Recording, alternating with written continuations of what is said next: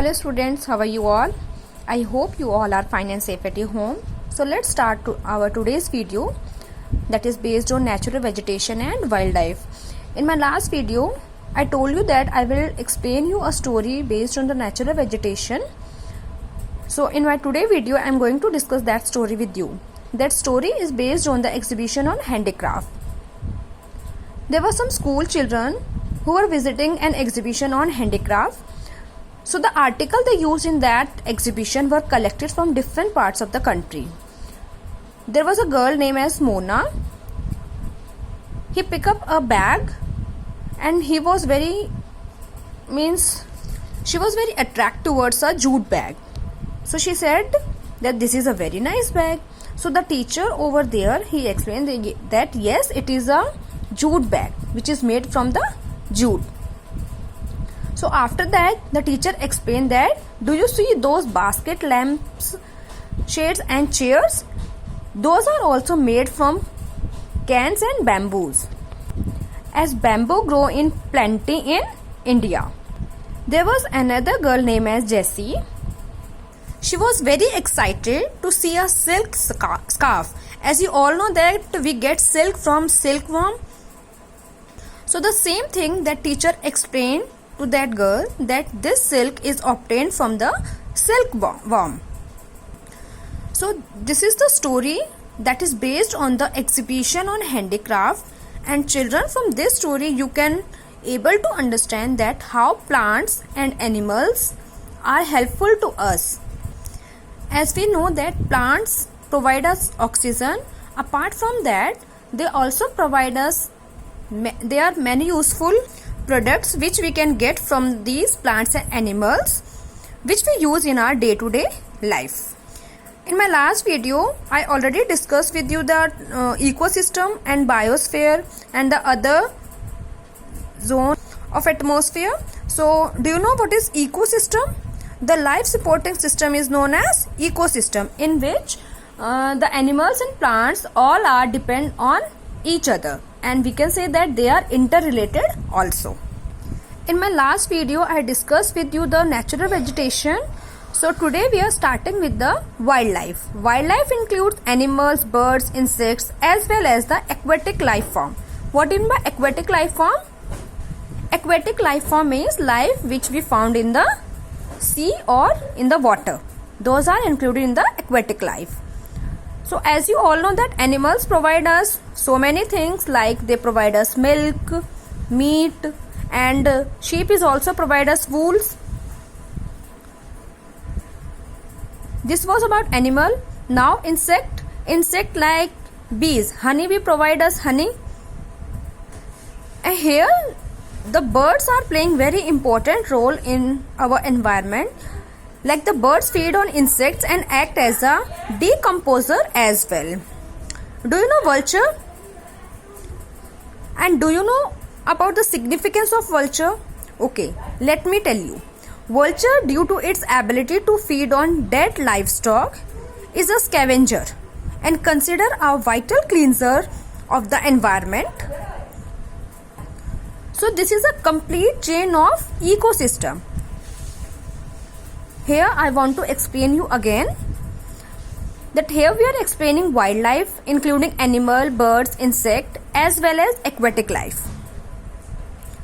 I already discussed with you that animal provide us milk and meat which we can use in our day-to-day life. So this is how animals and human beings are interrelated. Now we will discuss about the insect and human beings. As I discussed with you that we can get honey from the honeybee. So like this, human beings are depend on the insects, and insect that honeybee is depend on the flower to make his honey. So it is getting its honey from the flower. So that honeybee is depend on the flower, and human being is depend on that honeybee to get its honey. So this is a complete ecosystem where animals and plants are depend on each other, and all small and big animals are integral to maintaining balance in the ecosystem. Student, let's move to our next topic, that is distribution of natural vegetation. As you all know that growth of the vegetation depend on the temperature and moisture. So the major types of vegetation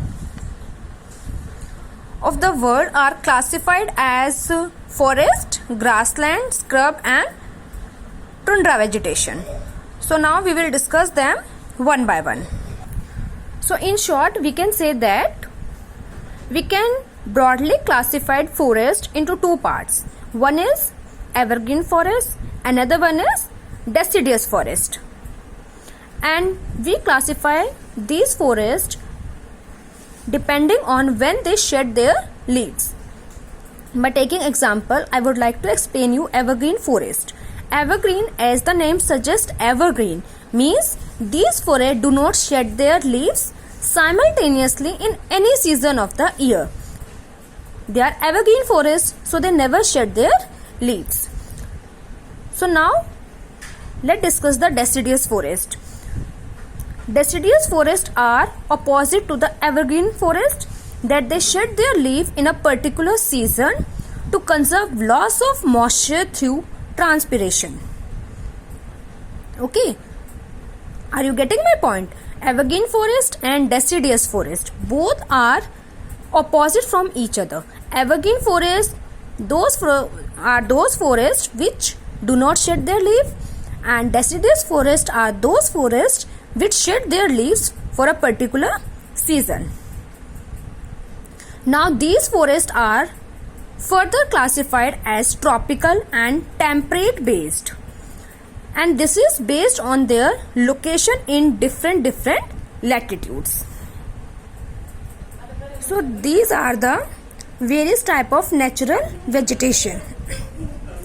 So now you are able to discuss that forests cover all over the world in a vanishing rapidly.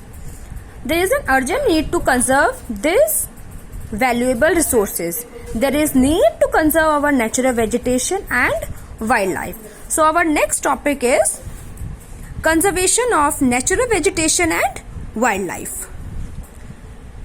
In this chapter, we already discussed that how forests and plants are useful for us. Change in climate and human interference can also cause the loss of natural habitat for the plants and animals. Or in other words, we can say that loss of plants and animals is the loss of human beings also. Because if we lose our plants and animals, then there is loss of human being also, as we are depend on plants and animal both. Here are some major factors which affect our natural vegetation, like deforestation, soil erosion, constructional activities, forest fire, natural calamities like tsunami and landslides